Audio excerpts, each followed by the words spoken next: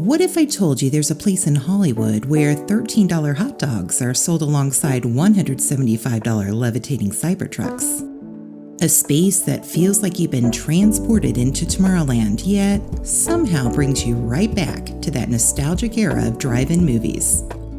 And all the while you're surrounded by 80, that's right, 80 electric cars charging all at once.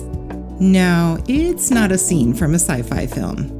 Welcome to the world's first Tesla diner. Hi, I'm Tiffany from Destination for Vacation. Will the reality of Tesla Diner live up to all its hype? Join me and find out.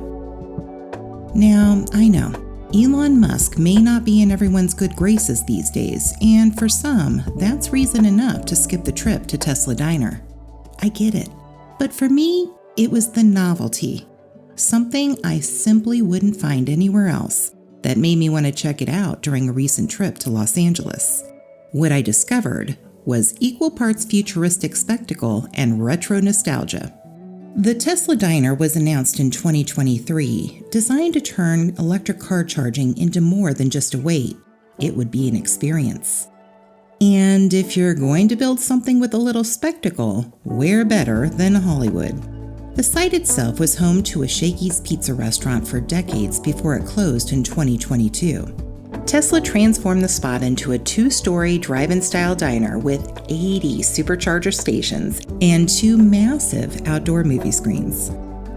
It officially opened on July 21st, 2025. The diner sits right along historic Route 66, blending the nostalgia of America's most famous highway with Tesla's vision of the future. We visited about a week and a half after its opening. You don't have to be a Tesla owner to enjoy yourself here. For our trip, we decided to double down on the Future is Now theme and take our very first driverless car to get there. No, it wasn't a Tesla robotaxi, it was a Waymo. Watching your car move through LA traffic without anyone in the driver's seat was a little unsettling at first, but at the same time, fascinating.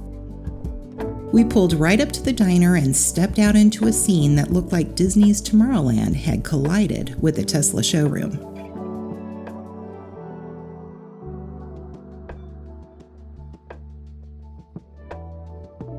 There was a line out front, but it moved quickly. In about 20 minutes, we were escorted to the entry doors.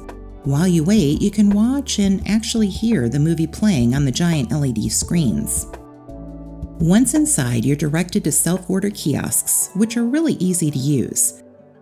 But it was here that I got my first hint the diner had maybe built up its hype a little faster than it could back it up.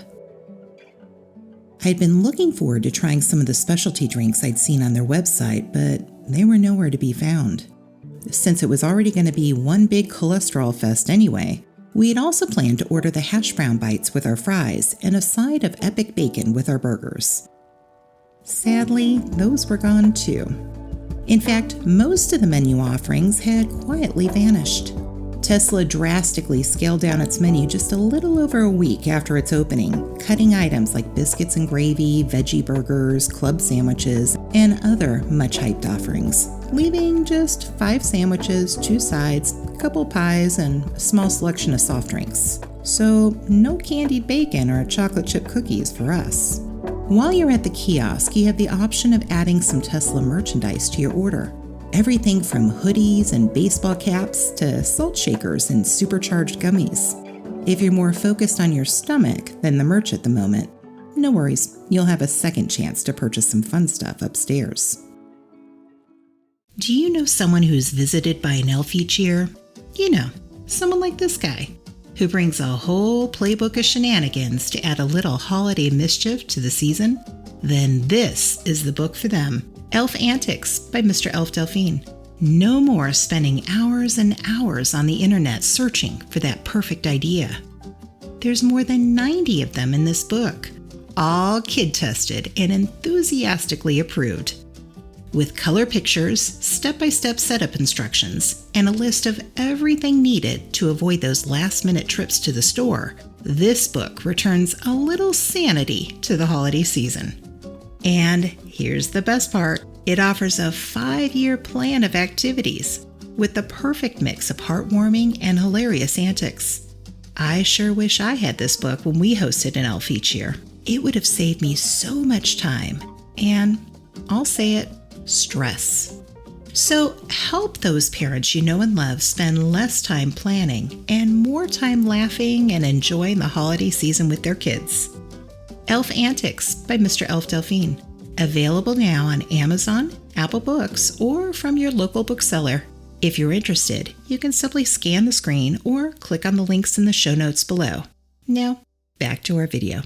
We placed our order, entered my phone number, and waited for the text that would let us know our food was ready. As you can imagine, this place was busy, but the staff did a great job of keeping things organized and flowing.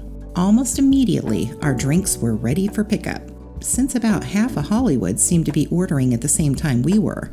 Our food order took about 15 minutes to get, so the drinks got a little watered down by the time we sat down to eat. Appearance-wise, this is what I pictured receiving based on the diner's website. This was the reality. Now, given how busy the diner was, to-go cups made perfect sense. But like many things, they just didn't quite live up to their online image. Despite this, we were surprised at just how much we enjoyed the sodas. We tried the black cherry and the cream soda flavors. Both were excellent, even after sitting for a while. I would definitely order them again. After you pick up your drinks, you'll walk across to the other side of the restaurant to wait for your food. Here, you can admire all things Cybertruck related.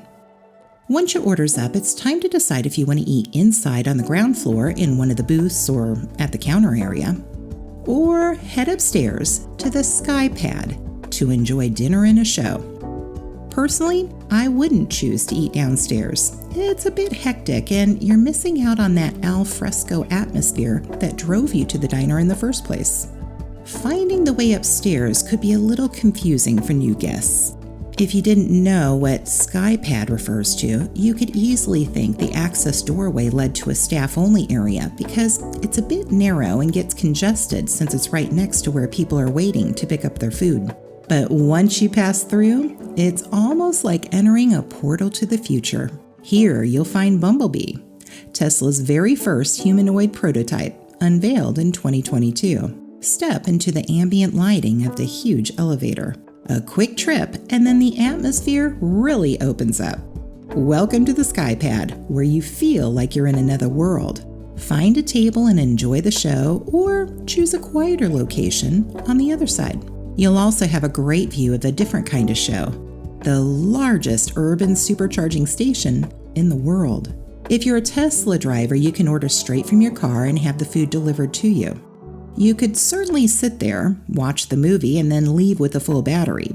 But it's such a relaxed, family-friendly environment that plenty of people were out of their cars socializing and, of course, taking plenty of selfies to post online.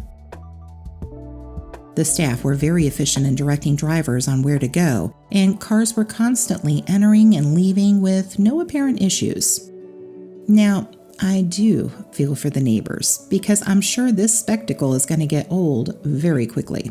Originally billed as a full-time 24/7 drive-in experience, the movie hours have now been trimmed back to a more neighborhood-friendly schedule, where screens go dark between midnight and 6 a.m.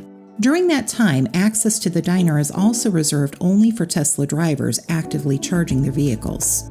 But on a more pleasant note, let's talk about the food. I had the Tesla burger. While it may not have been presented in that same Instagram perfect way of, say, an In-N-Out double-double, the burger was very tasty. Now, full disclosure here, I had to actually look up some of the ingredients because I'd never heard of them. The 1/3 pound patties are made of prime Brant beef, which is reportedly known for its rich flavor. I don't disagree.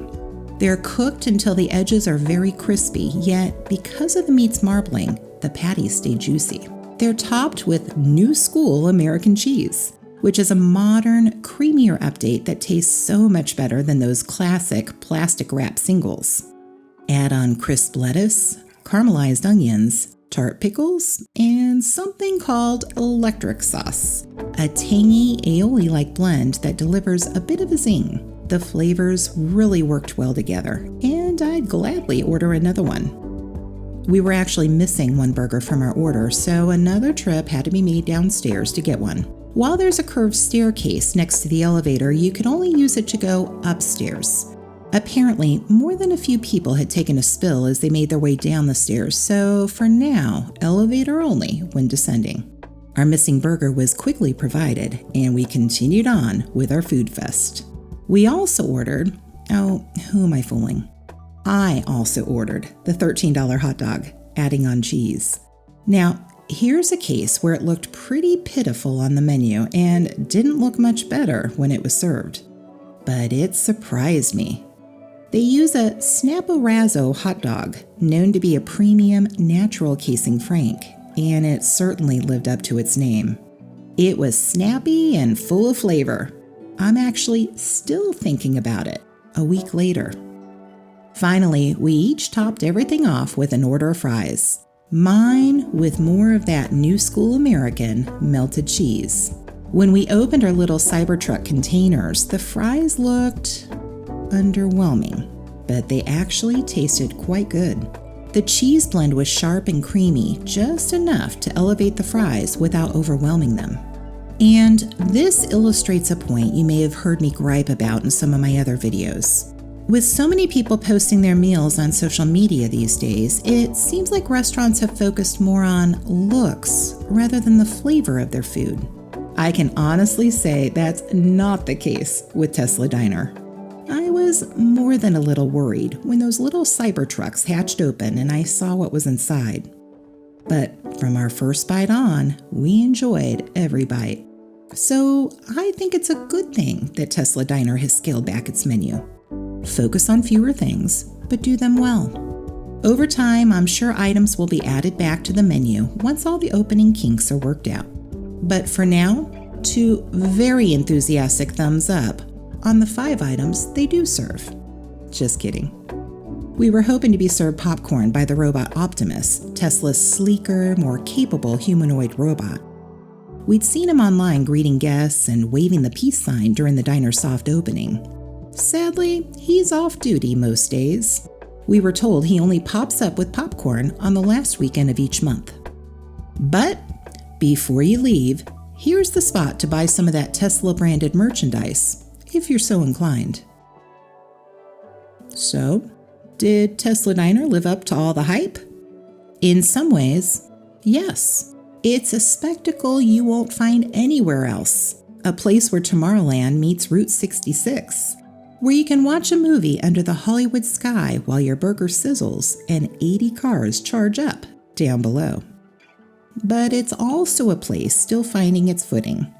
The pared-down menu, missing item, and occasional operational hiccups remind you it's the early days.